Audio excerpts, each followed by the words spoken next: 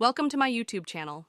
Today in this video, we're going to create a stunning flower design using radish and carrot. Let's get started. First, select a fresh, round-shaped radish. Make sure it's firm and has no signs of wilting. Now, take a moment to appreciate the beauty of this radish. It's going to be the star of our show.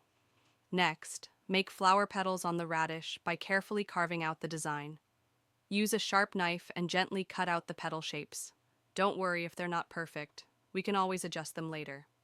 Now, cut the radish into a beautiful flower shape. Take your time and make sure the cuts are smooth and even.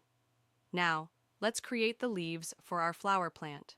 Take the green part of the radish and carefully cut out leaf shapes. You can use a template or draw the shapes freehand. Attach the leaves to the stem of the flower using a toothpick or a small skewer.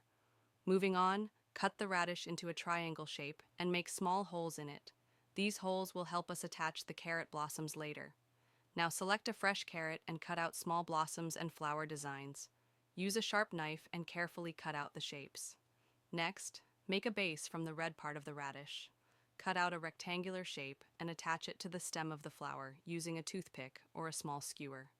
Now, attach a rectangular design to the base above, and then add another rectangle above it, angled at 45 degrees. This will give our design some depth and dimension.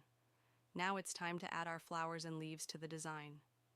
Attach the carrot blossoms to the radish using toothpicks or small skewers. Arrange the leaves and flowers in a way that looks visually appealing to you. And that's it! Our beautiful flower design is ready. Thanks for watching, and don't forget to like, comment, share, and subscribe for more fun and creative tutorials. If you have any questions or suggestions, please leave them in the comments below. Happy crafting, and I'll see you in the next video.